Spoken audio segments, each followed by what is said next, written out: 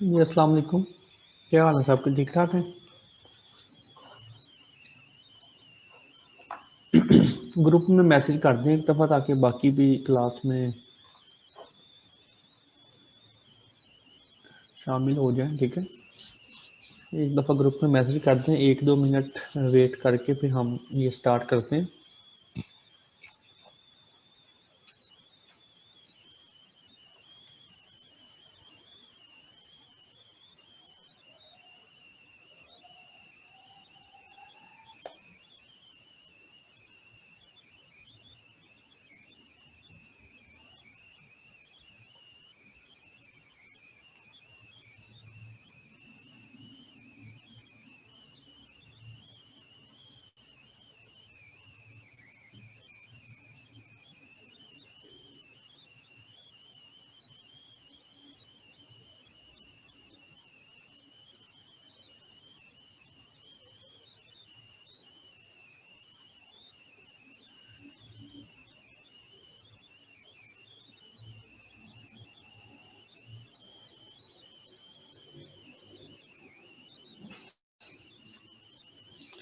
जी बेटा, अगर आपका कोई क्वेश्चन है पहले तो वो आप पूछ लें पेपर से रिलेटेड। ठीक है, तो फिर मैं वो आपके क्वेश्चंस के आंसर्स जो हैं वो दे देता हूँ आपको।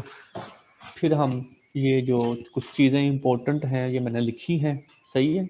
जस्ट अब स्टेटमेंट्स ही आपने याद रखनी है, क्योंकि उसके प्रूफ्स और वो चीज़ एमसीक्यूज में तो नहीं पूछे जा सकते। तो अगर स्टेटमेंट आपको आती है तो उससे रिलेटेड ही चीज़ें जो है वो पेपर में आएंगी। सो किसी का कोई क्वेश्चन है या कोई कन्फ्यूजन है पेपर से रिलेटेड तो वो आप पूछ सकते हैं।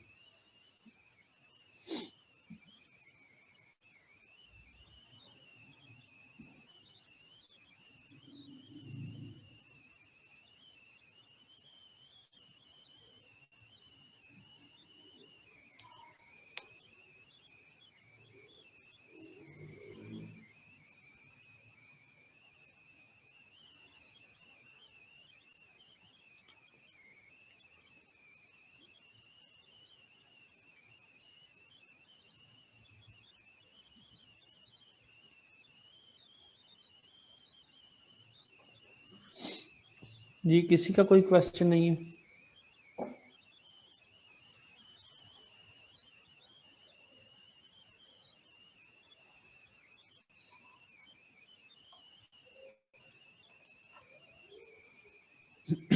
अस्सलामुअलैकुम सर।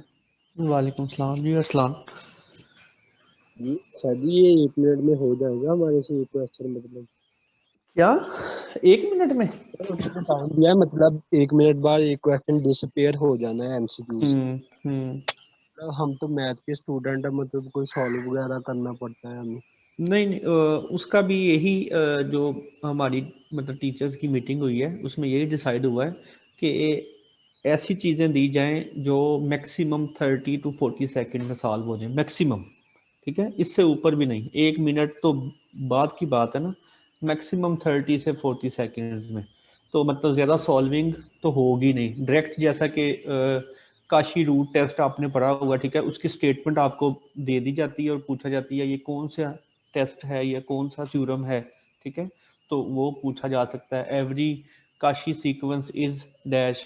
ठीक है, तो वहाँ से क्वेश्चन पूछे जा सकते हैं। तो मेरा नहीं ख्याल कि 1 मिनट में आपके लिए मुश्किल होगा, इजी होगा। जैसा आपने पहले मिड का एग्जाम दिया उसमें भी देखें 24 MCQs थे आपके पास। और जो मेरे पास टाइमली जो मैंने देखा है कल, बल्कि कि जो सेंड हुए थे वो 24 मिनट से पहले ही हो गए हुए थे, बच्चे ने मतलब वो सबमिट करवा दिए थे। किसी ने 19 मिनट में, किसी ने 17 में, किसी ने 20 में। तो कोई प्रॉब्लम तो नहीं हुआ उसमें। उसी तरह के समझ लें, उसी से मिलते जुलते एमसीक्यूज जो हैं वो बनाए जाएंगे।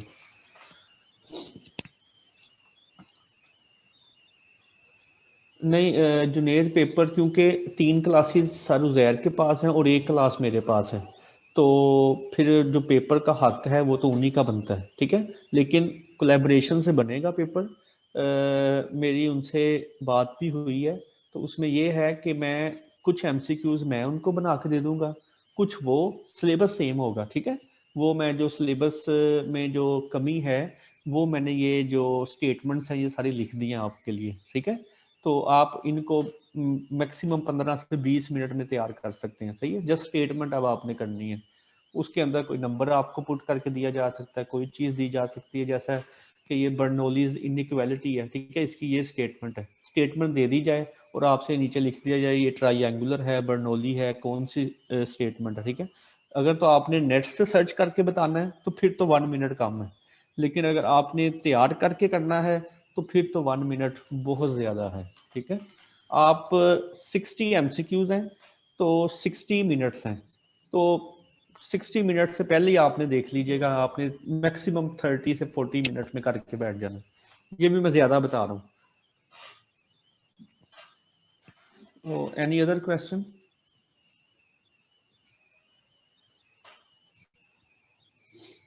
सर उज़ैर के नोट्स मैंने आज मंगवाए हैं, ठीक है। उनमें से बेशतर चीज़ें तो हमने पहले से की हुई हैं, जो नहीं की हुई वो बहुत माइनर चीज़ें हैं, जो जैसा कि ये चीज़ है कि अगर ए बी कोई रियल नंबर हो तो ए बी का मोड जो है वो ए मोड इंटू बी मोड के इक्वल होता है, ये चीज़ें ज़्यादातर हैं, बाकी सारी तो हमने की हुई हैं at most.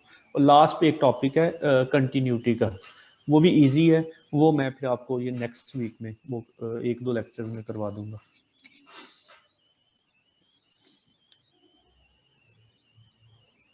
Just MCQ type paper होगा, no short question, no long question, कुछ भी नहीं। जी फातिमा, मैंने यही चीज़ें रिपीट की हैं कि 1 मिनट, पहली बात तो 1 मिनट इनफ है आपके MCQ के लिए, कोई सॉल्विंग वाला क्वेश्चन नहीं आएगा, जस्ट एक चीज़ को दूसरी चीज़ से रिलेट किया होगा, जैसा कि काशी सीक्वेंस जो है वो कन्वर्जेंट भी होती है और कन्वर्जेंट जो है वो बाउंडेड भी होती है, ठीक है। तो इस तरह लिख दिया जाए कि कन्वर्जेंट भी है, बाउंडेड भी है, बोथ ए एंड बी, इस तरह ऑप्शन दे दिया जाए, तो ये चीज़ें बस होंगी। बाकी तो कोई सेट दे दिया जाए, उसका सुप्रीमम पूछा जाए तो वो आप बता सकते हैं इजीली, 1/n का सुप्रीमम क्या है, 1+1/n का सुप्रीमम क्या है, ये चीज़ें ज़्यादा पूछी जा सकती हैं। सुप्रीमम इन्फीमम में से ज़्यादा पोर्शन बनेगा पेपर का। Any other question? जो भी कंफ्यूजन है आपकी वो क्लियर करें, ठीक है, और टेंशन नहीं लेनी आपने। पेपर MCQ टाइप तो आपको तो वैसे ही खुश हो जाना चाहिए, MCQ टाइप पेपर तो वैसे ही आसान होता है, तो उसके अंदर जो इस तरह के एनालिसिस वाले सब्जेक्ट्स होते हैं उनमें बहुत मुश्किल हो जाता है कोई बहुत ट्रिकी MCQs बनाना। नोट्स की PDF बेटा ग्रुप में ऑलरेडी सेंड की गई है, तो मैं दोबारा से भी सेंड कर, अदरवाइज कोई और स्टूडेंट जो है वो ग्रुप में सेंड कर दे, ठीक है। जो नोट्स की PDF है वो सेंड कर दें, ठीक है। और किसी का कोई क्वेश्चन?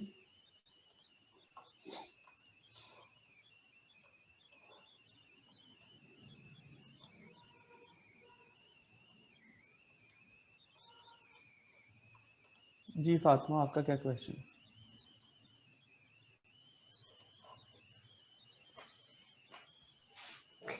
सर हम ने अपने नोट से पढ़ना है जो हमने आपने हमें पढ़ाया है, या मॉर्निंग के भी पढ़ने हैं, मतलब मॉर्निंग का करना है?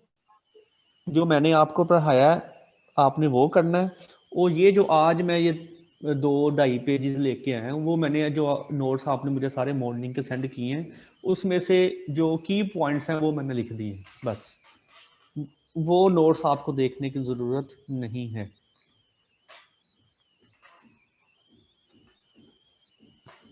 और कोई क्वेश्चन? ये चीज़ें मैंने आपके फ़ायदे के लिए की हैं, ठीक है, कि कुछ चीज़ें हमने नहीं पढ़ी हुई, उन्होंने पढ़ी हुई हैं, कुछ हमने पढ़ी हैं उन्होंने नहीं, जैसे लिमिट सुपीरियर इन्फीरियर वो उन्होंने नहीं पढ़ा, तो उसमें से MCQs भी आएंगे।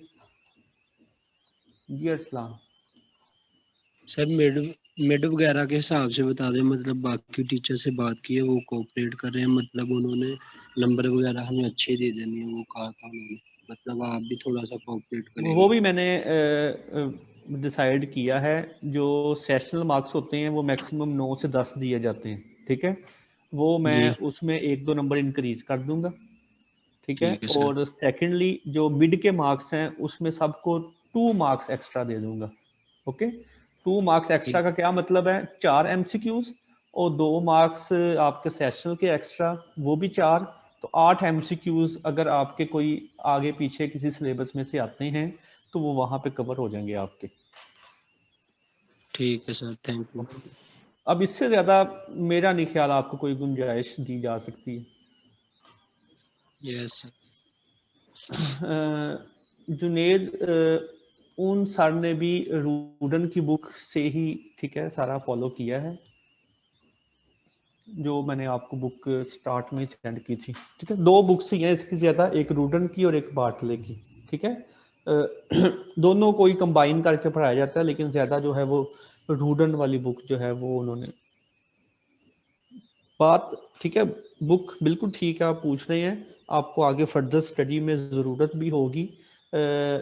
जो अभी आपका टास्क है वो ये है कि आपने एमसीक्यू पेपर जो है वो अटेम्प्ट करना है। ठीक है, उससे रिलेटेड जो चीज़ें, जो मटेरियल आपको चाहिए वो सारा आपको मैं प्रोवाइड कर दिया है, और जो कुछ रह गया है वो आपको मंडे ट्यूसडे तक मिल जाएगा। कोशिश करें ये रियल का पेपर फर्स्ट पेपर ना हो, सेकंड पेपर आप रख लें।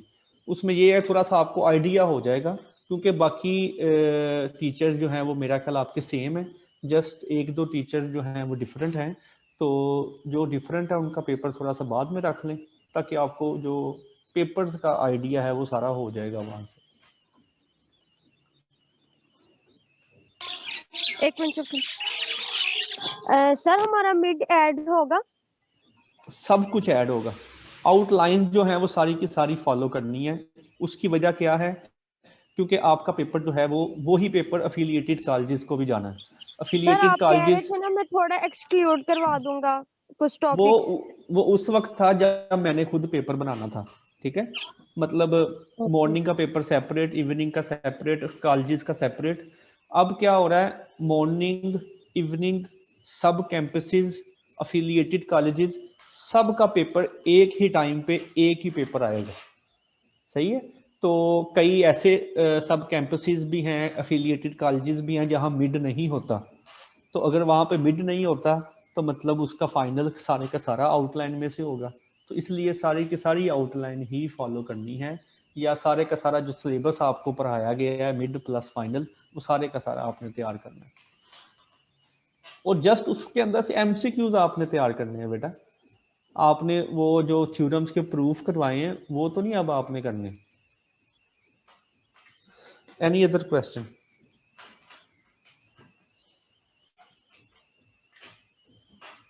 हाँ, असाइनमेंट का मैं बता देता हूँ, 11 फरवरी लास्ट डेट है। अब उसका ये मैंने डिसाइड किया है क्योंकि अब आपके पेपर्स भी हैं। ठीक है, नेक्स्ट 15 से, तो उसकी पीडीएफ अब आपने जस्ट उसको स्कैन करके बना के सेंड करनी है। ठीक है, हार्ड फॉर्म जो यूनिवर्सिटी आके देनी थी या आपने बाय कोरियर सेंड करनी थी, वो ऑप्शंस एक्सक्लूड कर दिए गए हैं। ठीक है, वो ईमेल एड्रेस मैं आपको ग्रुप में सेंड कर देता हूँ। ठीक है, उस पर आपने 11 तारीख तक सेंड करनी है असाइनमेंट। ठीक है, आज अभी 6 है तो 11 तक आप इजीली कर सकते हैं। 11 तक अगर आपने ना सेंड की तो 15 से पहले पहले हमने आपके मिड और असाइनमेंट के मार्क्स लगाने हैं। तो जिसने 11 तक ना सेंड की, फिर वो मुझे ना कहे कि सर आपने मेरे वो 3 नंबर कम किए हैं, 4 नंबर कम किए हैं, 5 कम किए हैं। तो 11 डेट अभी भी, और असाइनमेंट दिए हुए भी तकरीबन 3-4 दिन हो गए हैं। जी, इसके अलावा किसी का कोई क्वेश्चन?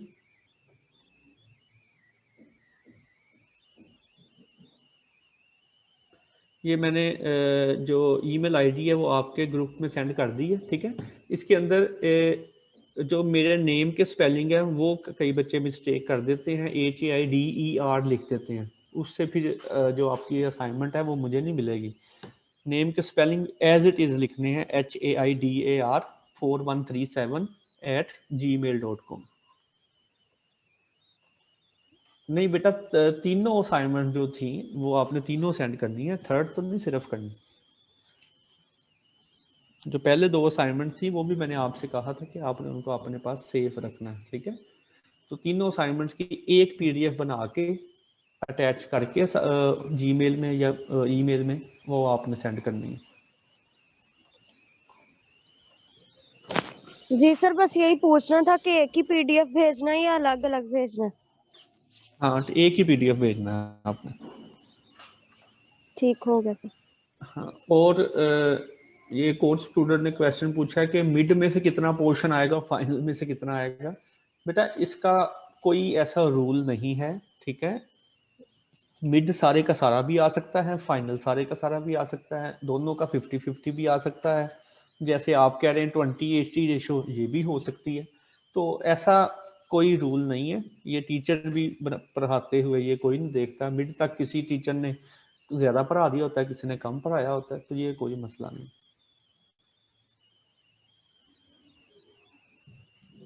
जी उज़ैर, अगर आपने सेंड किया था तो मुझे दोबारा कर दीजिएगा। अरसलान ने भी मेरा ख्याल सेंड किया था, उसको मैंने बता दिया था। तो आपका मेरा ख्याल मैसेज ज़रा नीचे चला गया होगा, तो इसलिए याद नहीं रहा। तो आप मुझे दोबारा से सेंड कर दीजिएगा। चलें ठीक है, तो जो मैंने ये इम्पोर्टेंट चीज़ें लिखी हैं, ठीक है, इनको एक दफ़ा मैं गो थ्रू करवा देता हूँ आपको।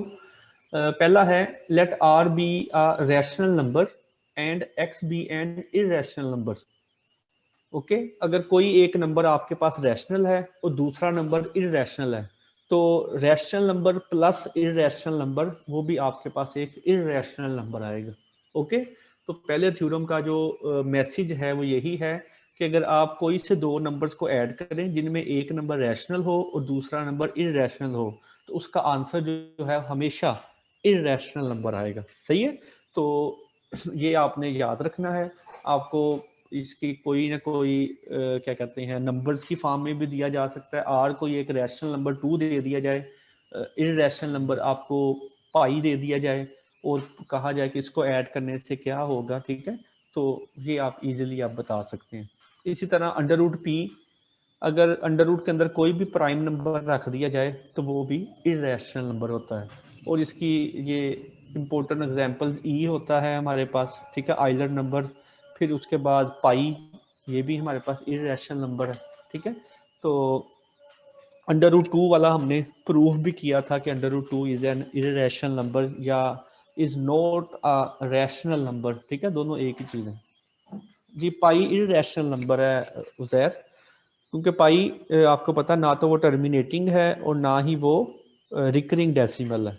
पॉइंट के बाद कोई तरतीब भी नहीं आती और वो कहीं टर्मिनेट भी नहीं करता, तो वो ऑफ कोर्स इररेशनल नंबर है हमारा, ठीक है।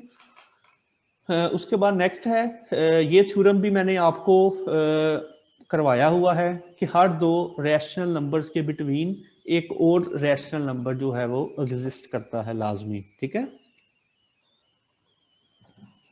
तो ये भी आपने देख लेना, let X Y belongs to Q and suppose X less than Y, ठीक है। दो रैशनल नंबर्स हैं, उनका रिलेशन क्या है, पहला रैशनल नंबर दूसरे से लेस है, तो वो कहता है हमें एक जेड एक और रैशनल नंबर मिलेगा जो इन दोनों के बिटवीन लाई करेगा।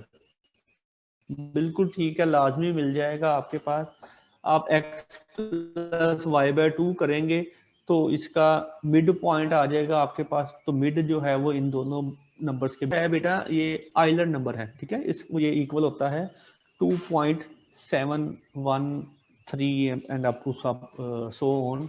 ज्यादा आगे वाली मुझे चीज़ नहीं पता, 2.71 जो है वो लिखा जाता है। उस्मान कह रहे हैं sir rational multiply by irrational, इसका आंसर क्या आएगा। तो बेटा आप कोई से दो नंबर्स लेके इनको मल्टीप्लाई करके देख लें, तो वहां से आपको इसका आंसर मिल जाएगा। इररेशनल आंसर ही होगा इसका, ठीक है।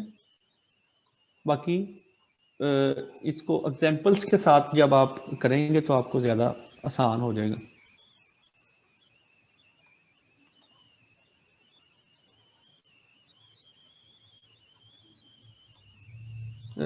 जुनेद, क्वेश्चन क्या पूछा आपने, मुझे समझ नहीं आई।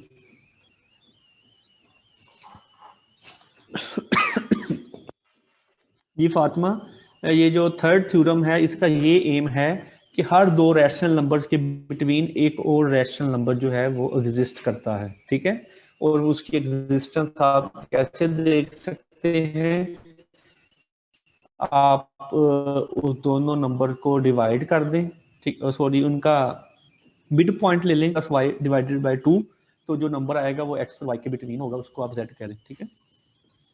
ई आइलर नंबर इरेशनल नंबर है बेटा, ये लिखा भी हुआ साथ, E is an irrational number, ये भी नॉन टर्मिनेटिंग है और नॉन रिकरिंग डेसिमल है। उसके बाद नेक्स्ट थ्योरम है let B belongs to R, R S belongs to rational numbers, then B की power R plus S and ये चीज़ इक्वल होगी बी की पावर आर और बी की पावर एस के। ये थ्योरम भी बड़ा है कि वो बेसिस सेम हो तो पावर्स ऐड हो जाती हैं, सही है। तो ये सेम वही चीज़ है, आप उसको अगर आर प्लस एस है मतलब पावर्स ऐड हो रही हैं तो आप उनको सेपरेट करके लिख सकते हैं। उसके बाद नेक्स्ट है कि under root A B is less और equal to A plus B by 2। ये चीज़ भी पहले पढ़ी गई है कि ज्योमेट्रिक मीन जो होता है वो लेस और इक्वल होता है अरिथमेटिक मीन के, ठीक है। तो इससे आप याद रखें, ज्योमेट्रिक मीन का फार्मूला होता है अंडर रूट ए बी और अरिथमेटिक मीन का फार्मूला होता है ए प्लस बी बाय 2, ठीक है। तो इन दोनों का रिलेशन जो है वो लेस देन का होता है, मतलब ज्योमेट्रिक मीन लेस और equal to arithmetic mean. Next ये बर्नौलीज इनइक्वालिटी इंपॉर्टेंट है, स्टेटमेंट इसकी क्या है, इफ एक्स ग्रेटर देन -1, ठीक है। एक्स ग्रेटर देन -1 को आप ये भी कह सकते हैं कि आपके पास नॉन नेगेटिव नंबर्स आएंगे, ठीक है। क्योंकि नॉन नेगेटिव नंबर्स क्या होते हैं, जिनके अंदर जीरो इंक्लूड हो और पॉजिटिव की तरफ मूव करे। देन 1 प्लस एक्स होल की पावर n इज ग्रेटर और equal to 1 plus N X. ये इससे बड़ा MCQs बनाए जा सकते हैं। एक MCQs क्या बन सकता है, स्टेटमेंट दे दी जाए और आपसे कहा जाए कि ये कौन सी इनइक्वालिटी है, कौन सा थ्योरम है, इसका नाम क्या है, ठीक है। सेकंड, यहाँ पे x ग्रेटर देन -1 की जगह +1 लिख दिया जाए, या इस कंडीशन को निगलेक्ट कर दिया जाए और MCQ में इसकी ऑप्शंस में दे दिया जाए x less than, x greater than, x equal, ठीक है। तो ये चीज़ें फिर आपने अच्छी तरह इनको याद रखना है। उसके बाद नेक्स्ट है if A B belongs to R then A B mod is equal to A mod B mod, ठीक है। मल्टीप्लिकेशन में इक्वल है और एडिशन में ये लेस और इक्वल आ जाता है, और इसका मशहूर जो नाम है वो ट्राइएंगुलर इनइक्वालिटी है। ये भी हमने की हुई है ट्राइएंगुलर इनइक्वालिटी जब हम स्टार्ट में प्रॉपर्टीज वगैरह की थी, ठीक है। उसके बाद इसी से करोलरी जो है वो ली हुई है कि A mod minus B mod whole का मोड जो है वो लेस देन होगा ए माइनस बी का मोड के। इस तरह A minus B mod is less और equal to A mod plus B mod. तो इनको आपने एज इट इज देख लेना है, याद कर लेना है, अपने माइंड में बिठा लेना है। इनकी एक दो एग्जाम्पल्स खुद से ए बी को लेके और इसमें पुट अप करके तो आपने इनको वेरीफाई कर लेना, ठीक है। प्रूफ्स फिर मैं दोबारा बता रहा हूँ, प्रूफ्स आपने नहीं करने फिलहाल। अगर आपको बाद में भी कहीं प्रूफ की ज़रूरत पड़े तो जो उज़ैर साहब वाले नोट्स हैं वहाँ पे इनके प्रूफ भी गिवन हैं, और अगर किसी प्रूफ में समझ नहीं आती तो आप मुझसे कंसल्ट भी कर सकते हैं, ठीक है। लेकिन फिलहाल आपने अभी पेपर देना है, 15 से पेपर स्टार्ट हैं, तो फिलहाल अभी आपने इनकी स्टेटमेंट्स जो हैं उससे ही सारा का सारा इस्तेफादा करना है, ठीक है। तो बेटा यहाँ तक अगर किसी का कोई क्वेश्चन है तो पूछ ले, इधर तक करोलरी 2 तक।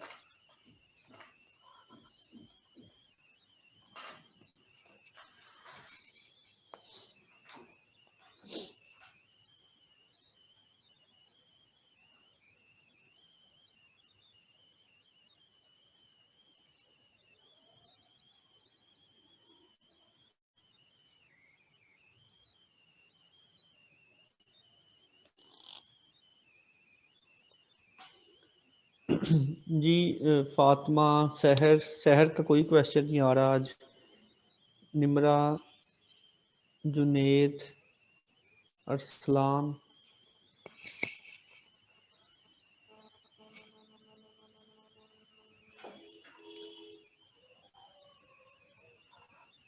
मैसेज लाजमी कर दिया करें ताकि पता चले कि आपकी एग्जिस्टेंस है यहाँ पे, सही है।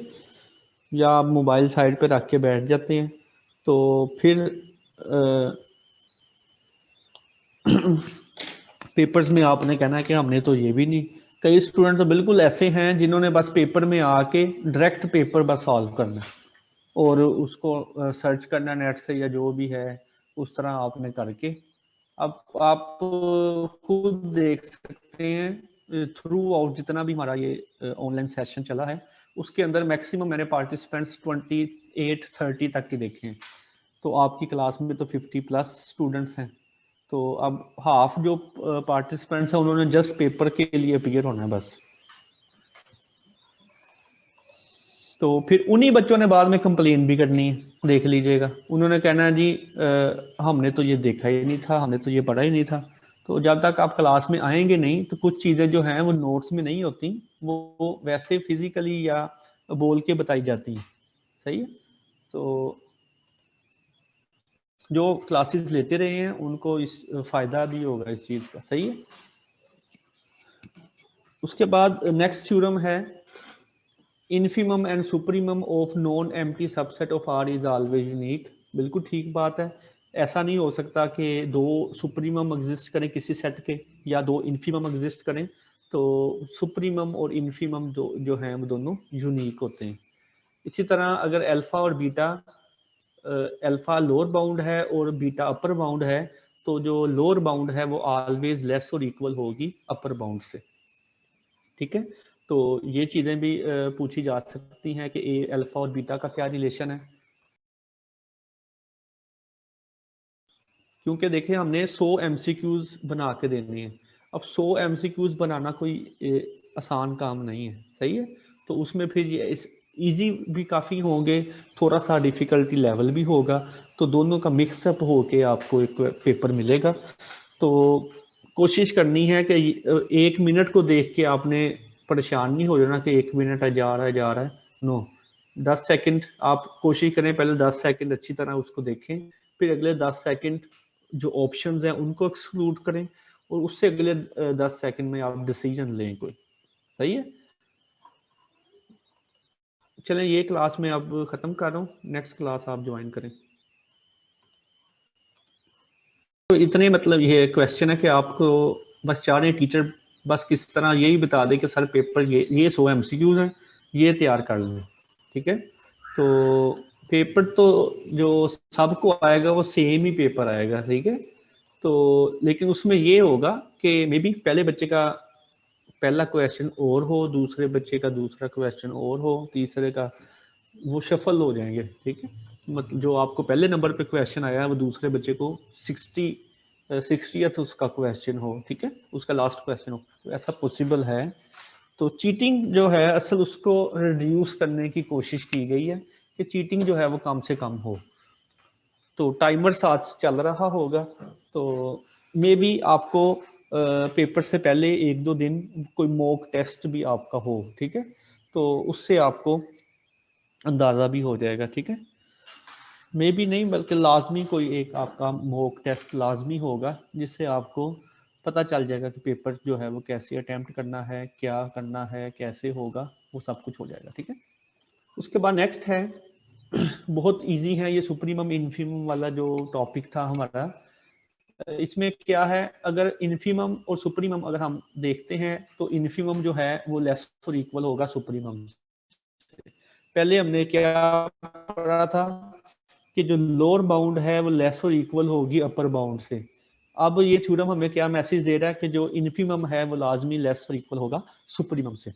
उसके बाद नेक्स्ट थ्योरम जो है ये जस्ट आप इनको इसी तरह याद रख लें कि दो सेट अगर आपको दिए गए हैं उनके सम का इन्फीमम जो सुप्रीमम जो है वो अगर दोनों का सेपरेट सेपरेट सुप्रीमम ले लें तो इक्वल आएगा।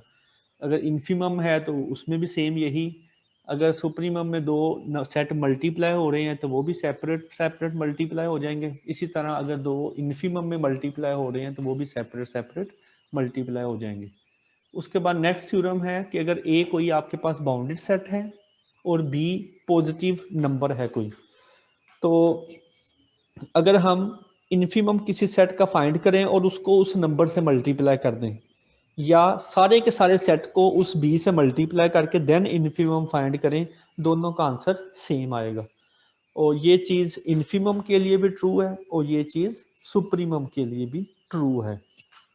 ओके, उसके बाद नेक्स्ट है, ये इंपॉर्टेंट है थ्योरम, ये जो है supremum of negative A is equal to negative times infimum of A. अगर किसी सेट को आप नेगेटिव से मल्टीप्लाई करके उसका सुप्रीमम फाइंड कर रहे हैं और उसी सेट का नेगेटिव से मल्टीप्लाई किए बगैर इन्फीमम करें, देन नेगेटिव से मल्टीप्लाई करें, दोनों का आंसर जो है वो सेम आएगा। तो इसका एमसीक्यू भी बनाया जा सकता है, इजीली बनाया जा सकता है। सही है। इसी तरह supremum of B plus A is equal to B times supremum of A हो जाएगा। ठीक है, sorry B plus supremum of ए।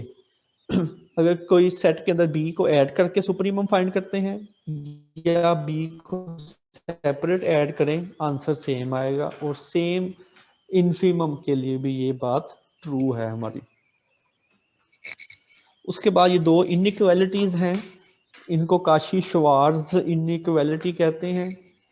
क्या है, दो नंबर्स की मल्टीप्लिकेशन है और उनका सम और स्क्वायर है। ठीक है, तो वो दोनों चीजें जो है वो सेपरेट हो जाएंगी हमारे पास लेस और इक्वल में।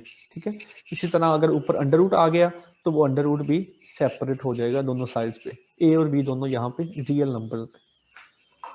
जी बेटा, इस सारे पेज में अगर आपका कोई क्वेश्चन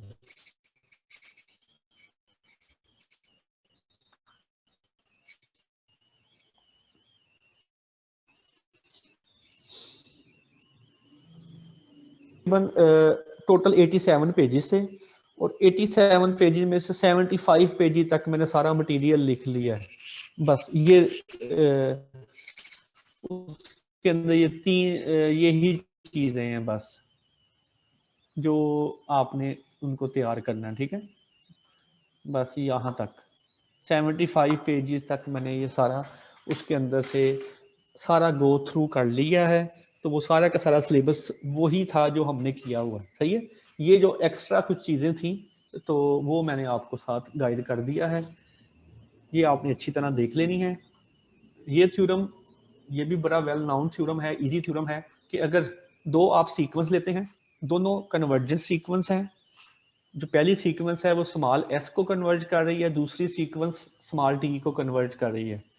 पहली सीक्वेंस दूसरी सीक्वेंस से अगर लेस है तो दोनों का जो कन्वर्जेंट पॉइंट है वो भी लेस होगा एक दूसरे से।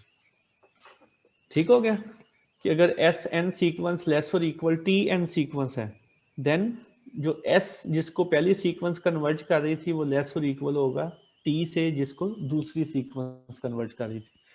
सेम इसी तरह अगर दो सीक्वेंसेस ऐड हो रही हैं तो उनके जो लिमिट पॉइंट्स हैं या उनके जो कन्वर्जेंट पॉइंट्स हैं वो भी आपस में ऐड हो जाएंगे। अगर दो सब्ट्रैक्ट हो रही हैं तो कन्वर्जेंट पॉइंट भी सब्ट्रैक्ट हो जाएंगे, दो मल्टीप्लाई हो रही हैं तो उनके कन्वर्जेंट पॉइंट भी मल्टीप्लाई हो जाएंगे। तो इससे भी सीक्वेंसेस से मतलब एक सीक्वेंस आपको दे दी जाए 1/n, दूसरी सीक्वेंस दे दी जाए 1 + 1/n और आपसे पूछा जाए कि अगर S N plus T N का क्या आंसर आएगा, तो आप इजी क्या करेंगे 1/n का आंसर निकाल लेंगे और 1 + 1/n का 1/n का क्या कन्वर्जेंट पॉइंट है 0, 1 + 1/n का कन्वर्जेंट पॉइंट क्या है 1, तो इस दोनों का कन्वर्जेंट पॉइंट क्या आ जाएगा 1 आ जाएगा, 0 + 1 1 आ जाएगा हमारे पास। ठीक है, और लास्ट पे एक थ्योरम है, if p is a positive real number then limit n approaches to infinity p⁻1/n is equal to 1। ठीक है, ये कैसे कि 1/n आपको पता है ये किसको कन्वर्ज करता है 0 को, तो p की पावर अगर 0 होगी तो आंसर 1 आएगा। इस वे से आप इसको याद रख सकते हैं। तो ये जो नोट्स थे उसके 75 पेजेस तक मैंने ये सारी चीज़ें लिख दी। उसके बाद एक टॉपिक रह गया बस कंटिन्यूटी का। ठीक है, तो वो इंशाल्लाह मैं आपको मंडे या मैक्सिमम ट्यूसडे तक वो करवा दूंगा, तो हमारा कोर्स बिल्कुल इक्वल हो जाएगा और एमसीक्यूज इसी में से सारे आएंगे। और मैं कोशिश ये करूंगा कि 50 एमसीक्यूज वो बना के सारे को दे दूं। ठीक है, तो सर 50 वो बना लें अपने एक क्या कहते हैं वे से, वो दोनों को मिक्सअप करके आपको पेपर आ जाएगा। जी, अब आपका कोई क्वेश्चन या कोई प्रॉब्लम या कोई सजेशन हो तो वो आप बता सकते हैं।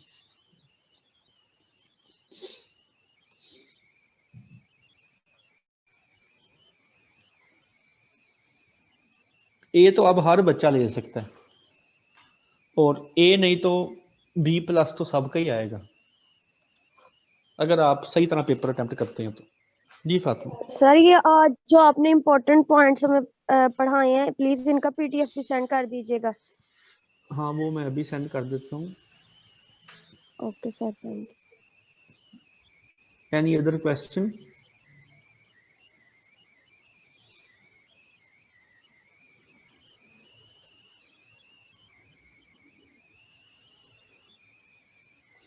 अच्छा, आपकी क्लास में कोई बच्चा ऐसा तो नहीं जिसने फिजिकल पेपर देना हो?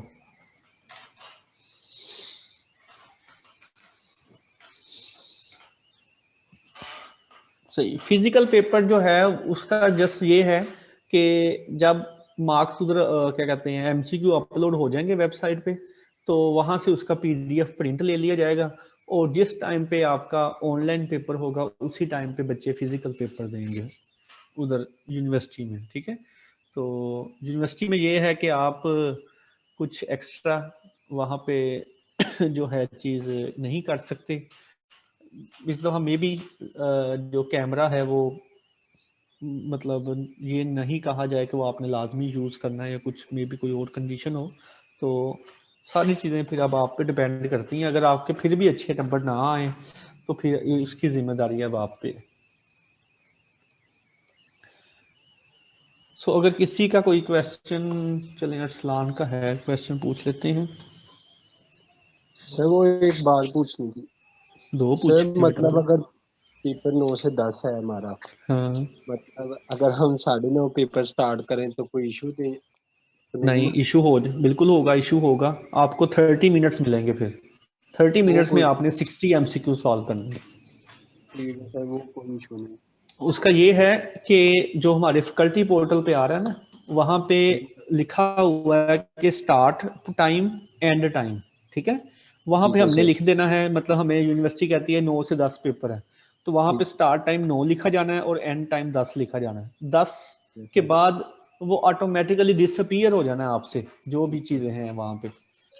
मतलब ओके, सर हम तो 30 बेशक मिनट में आप, वो कर सकते हाँ, हैं?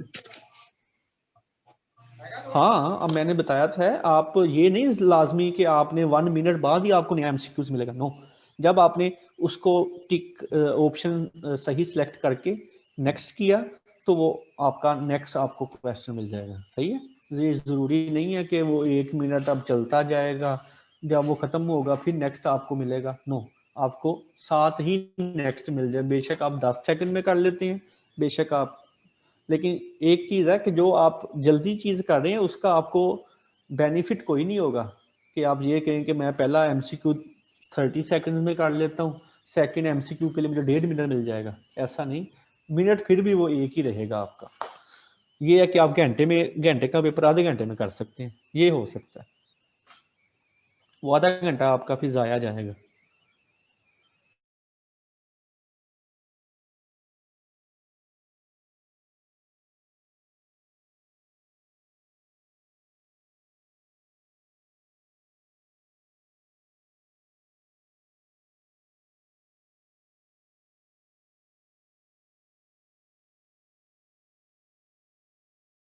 हमने ऑनलाइन पेपर देने हैं और वहां पे वो कंडीशन लिखी हुई है, अगर आपका कोई नेट का प्रॉब्लम होता है या कोई भी और अगर प्रॉब्लम आता सर, है आप आपके अगर एंड पे, पोर्टल ही नहीं खुलता फिर वो आपने साथ ही मैसेज करना है।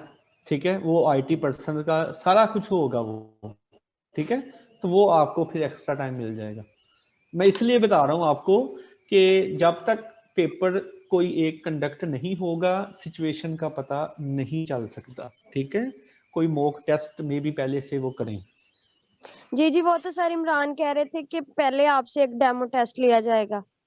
हाँ ठीक है, बाकी at the time of paper system बैठ जाता है या कुछ हो जाता है, वो सिस्टम को सारा पता है। सही है। जी सर। सर देखिए, अगर कोई यूनिवर्सिटी की तरफ से होता है, मतलब पोर्टल नहीं ओपन हो रहा, जैसे लास्ट टाइम नहीं था हो रहा, तो फिर उसकी जिम्मेदार तो यूनिवर्सिटी है ना? बिल्कुल, मैंने कहा अगर यूनिवर्सिटी के एंड पे प्रॉब्लम है तो वो यूनिवर्सिटी उसको सॉल्व करेगी, लेकिन अगर आपके एंड पे प्रॉब्लम है कोई, मतलब 60 बच्चे पेपर दे रहे हैं 55 बच्चों का बिल्कुल ठीक है, 5 बच्चों का कोई मसला आ रहा है तो वो मसला जो है वो आपके इंटरनेट में कोई हो सकता है। सही है जी। तहरीम मैंने ग्रुप में सेंड कर दी है, आप देख सकते हैं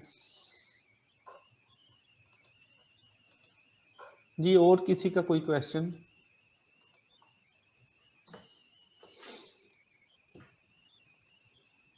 चलिए अगर नहीं क्वेश्चन तो नेक्स्ट टाइम के लिए आप क्वेश्चन पूछ लीजिएगा मंडे वाले दिन, ठीक है। मंडे को 11 बजे क्लास होगी हमारी, ठीक है, 11 से 12 वाला सेशन होगा, तो आप मंडे वाले दिन भी क्वेश्चन पूछ सकते हैं।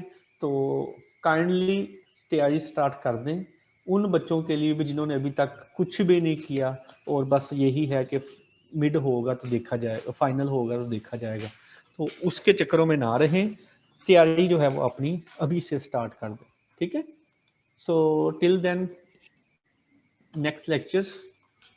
Allah Hafiz. Good luck.